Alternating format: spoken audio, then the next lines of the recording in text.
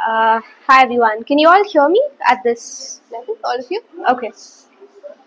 Yeah, we may just close that.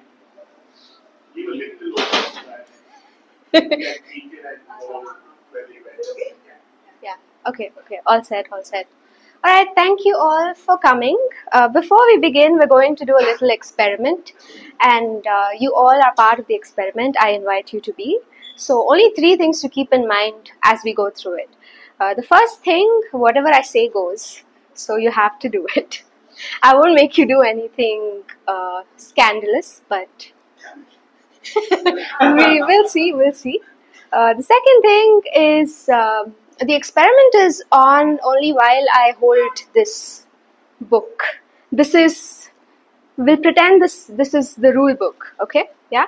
And the third thing is whatever you feel during the experiment, assume that that's the reality of the world out there. So try to keep your reactions as authentic as possible. Okay, don't treat it like it's just gameplay. Imagine that this is reality. Okay.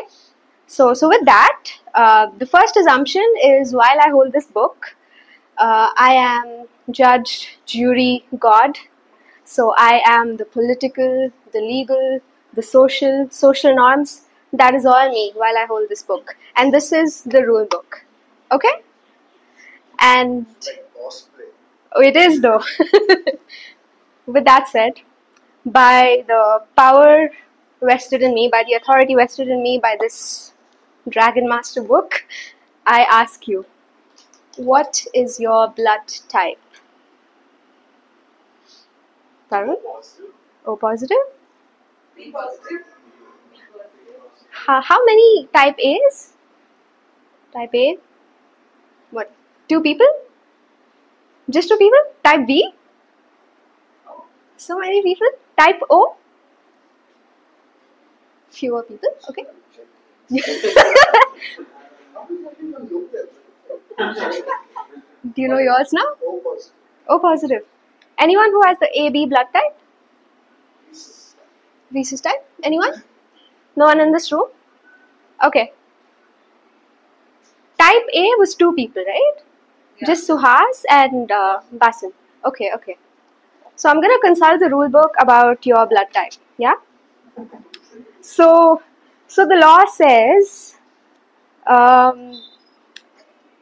that you're not allowed to get married. The law says you cannot adopt children. Okay? Society thinks you're promiscuous. Yep, I can see the reaction. And you can't reveal your blood type to your family, you could get disowned.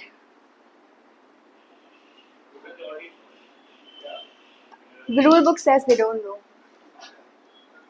Okay, okay. Right, so I wonder if there's anything else on the site.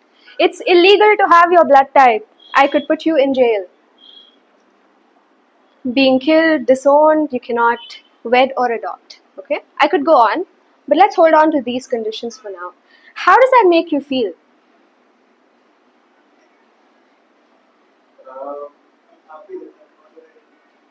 Unhappy? Good. Good. Let's. I'm not sure if I think not able to adopt this. Okay, okay. Good. What else? And also, yeah. Yeah, how can you be illegal, right? Like, what did I do to be illegal? Do you feel that? Yeah, I mean, having this blood type is even as it only apply to A type groups. Yeah. A type. Only A type. That's not logical. Huh? That's what you're thinking? What else? I see. So that is why you said that I cannot reveal my blood groups to other people because that would get me killed. Correct. The underlying assumption is that blood group is Illegal. Yeah. See that? Seems unfair. Okay. Hold on to that feeling. I'll come to the rest of you later. Suhas. Yeah, it seems very exclusionary. Exclusionary. Good. Yeah, putting us in the marginalized aspects of society. Big word. Yeah. I like it. Marginalized. Yeah. Okay. What else? It's a very positive. Like, who's deciding this? Who's deciding this? Okay, that's at the macro level. Personally, how do you feel as an individual?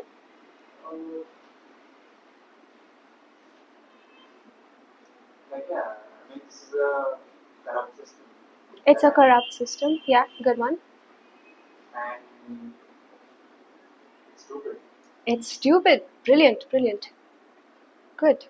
Now, I want to turn the lens on the rest of you. How do you all feel that I said only these two gentlemen have to suffer this? How do you feel? Avantika, yes?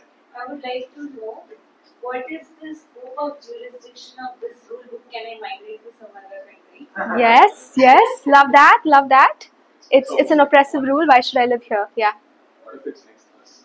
What if it's us next? Yeah, what if the rule book comes up with something that's bizarre about me and makes it illegal, right? Yeah.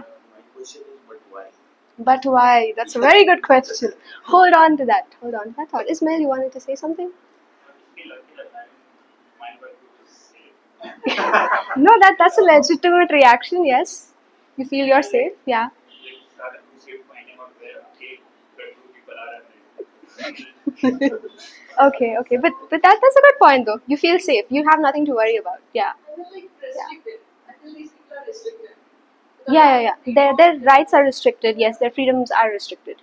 Like, corrupt and stupid people making the rules. Yeah, evil people making the rules. Corrupt, stupid people making the rules. Very good. Okay, any more thoughts? Also, people are able to stop reproducing, then they would be able to. Yes, there won't be more people of this type. They will slowly be eliminated in a way, through generations. No representation. Erased. Yeah, okay. Yes, Rohit? Reading this differently, if we didn't know their blood groups, we wouldn't know their oppressors. Yes, if you did not know their blood groups, you wouldn't know they're oppressed. You don't know what they're going through. Yeah. And everyone would assume that what if they are just be the dancing because no one knows what they only this maybe a Yes. small set of group might Only know. this small set of group Everyone has might to know. assume they might be, Yeah, you never know. It's like suppressing and it's like motto is to eradicate completely the time of the group. Yes. There might be an uprising from these kind of people. So, uprising. Love that word. Okay, this is good. It's good that we've generated all of these thoughts.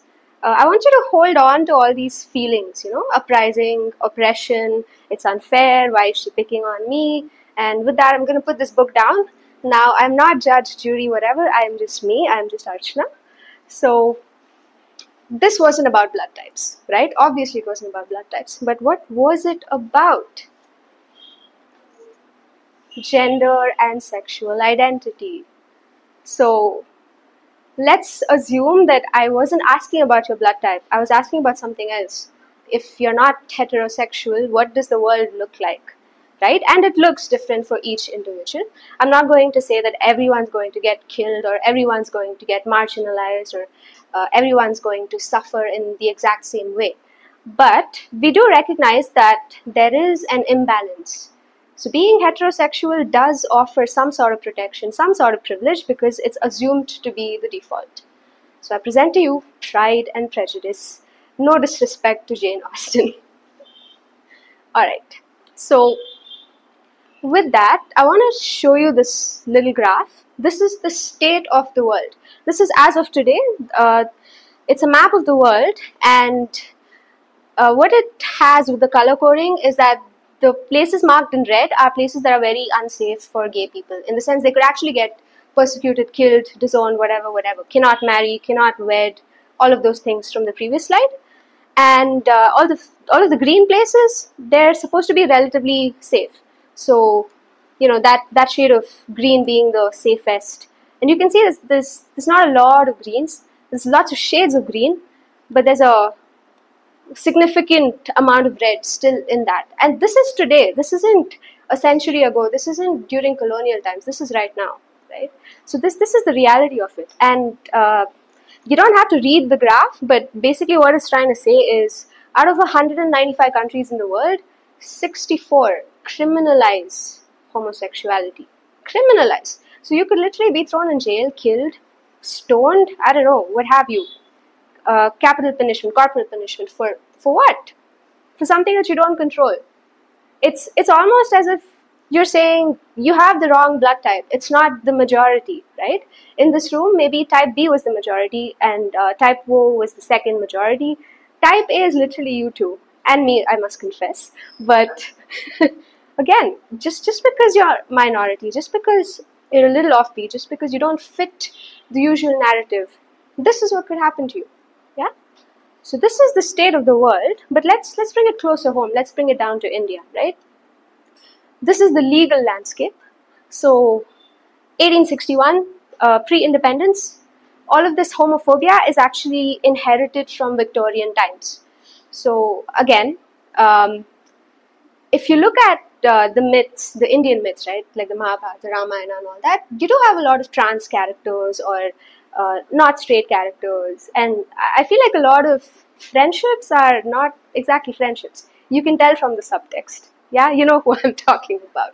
But the jokes aside, because India was a British colony, the Victorian law and its homophobia was inherited.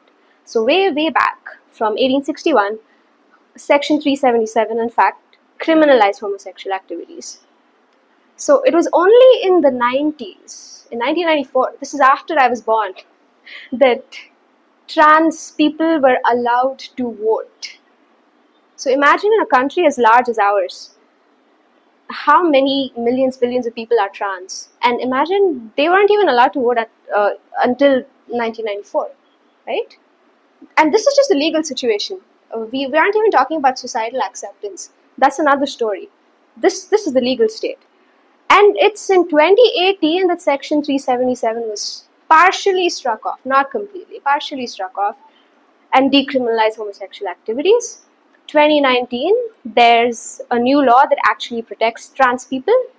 However, 2024, present day, you're still not allowed to wed.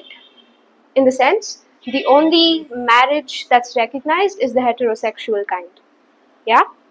But again, a lot of you will recognize that it's not just sexuality that's an issue in India. Even intercaste or interfaith relationships and unions are not widely socially accepted.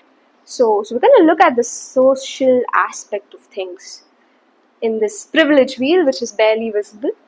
But what this wheel attempts to do is to distill the entirety of human experience in India in one little diagram. Okay? So you see that core over there? That's called power. Power. Okay? You'll just have to take my word for it. You'll get the slides later. But these things on the periphery, this is marginalization, right? So if you satisfy the conditions that are close to this power central focus point, you have a good life. No one's going to come after you. But the further away you get, you are in danger, in imminent danger, constant danger. Nothing can save you unless you know how to hide or use other aspects of your privilege to protect yourself. So I'll make this real for you guys. So being powerful is being heterosexual, cisgendered, married, educated, having access to education in English medium, and also the ability to go abroad.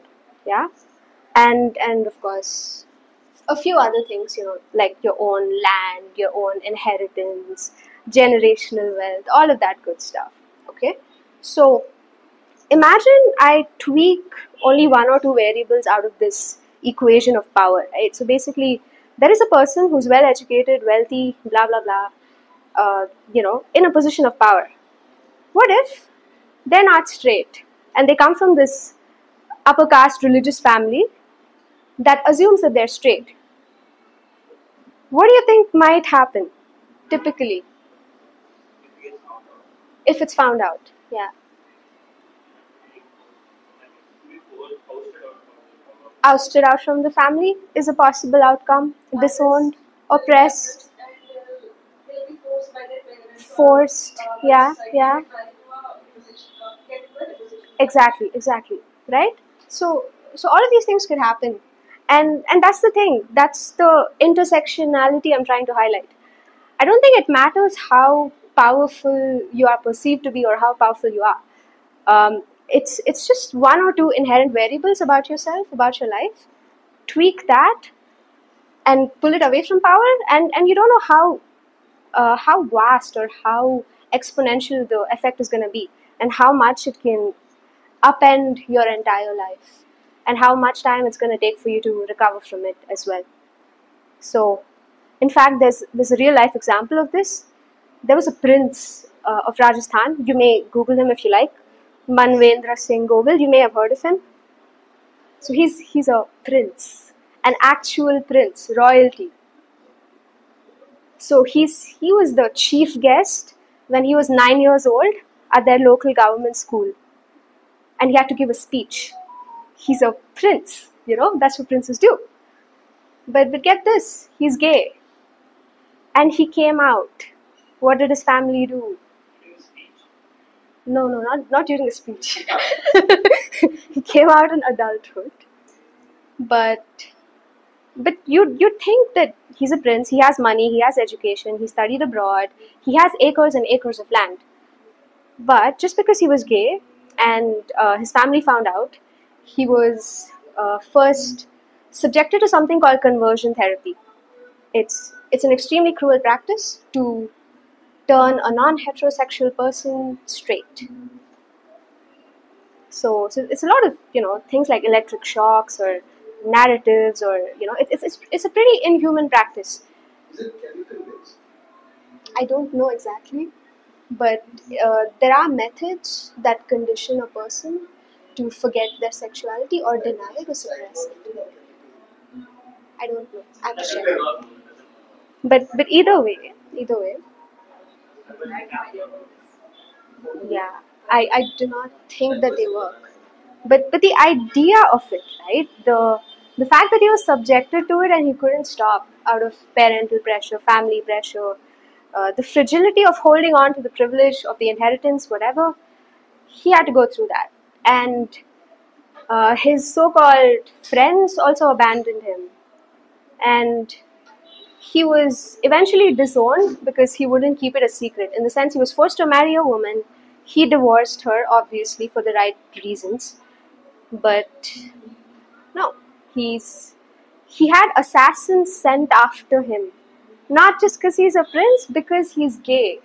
Because the people felt betrayed. They're like, how dare you become this non-heterosexual person? He met his assassin, who held a gun up to him and said, I was sent here to kill you. So imagine that. That can happen to a prince. What about us? The rest of us. He's alive. So, spoiler alert. Still alive. You can still Google him. And I'm happy to report that the prince is now openly gay, has found his partner who lives in the US. He's the first openly gay royal in the country. And what he's done is he's used his privilege to open his palace grounds, the acres and acres of land, to welcome people from the LGBTQ plus community to live there in case they get disowned from their own families. Because often sexual orientation and things of that nature are something that you realize when you're maybe a teenager, right? 12, 13, 14.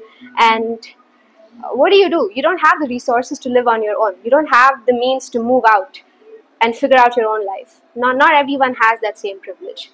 So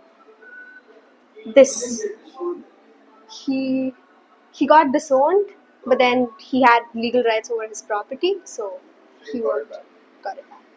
He got it back legally, yeah. Because sexuality is not enough grounds for someone to be disinherited. So it's again, someone who's at the pinnacle of privilege, or so it would seem.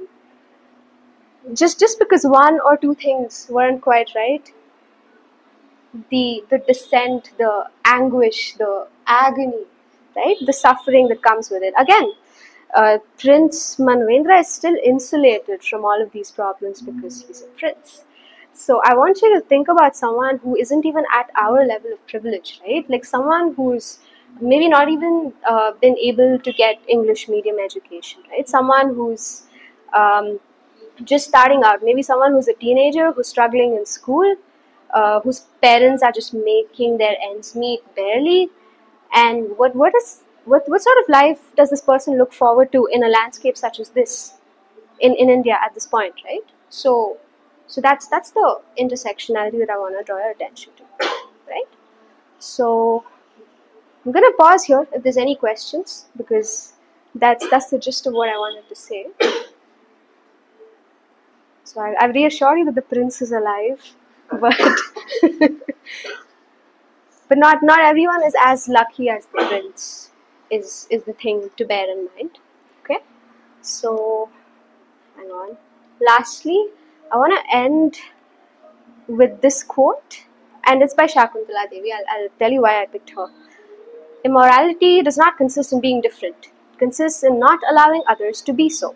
It is not the individual whose sexual relations depart from the social customs who is immoral, but those who are immoral who would penalize him for being different.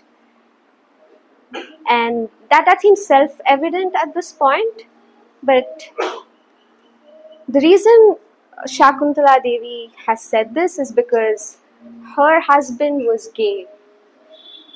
So at the time, while she was alive, a few generations ago, she was forced into a marriage with someone. I think the person that she married was also forced into it. But it's only after marrying him that she understood that he's not straight. And can you imagine that as a person to be told that the spouse that you have isn't into you that way, not that into you, right? And cannot be into you. And what did she do? She could have disowned him, hated him, divorced him, blah blah blah. She did let him go, but what she did was much greater than that. She allowed him to be who he was. She wrote a book called The World of Homosexuals, and it talks about the experience of people in India who are not heterosexual and what it means to deviate from the norm in a country such as this. So if someone can find their way to acceptance, I suppose we could all give it a shot. Yeah? Right. Thank you very much.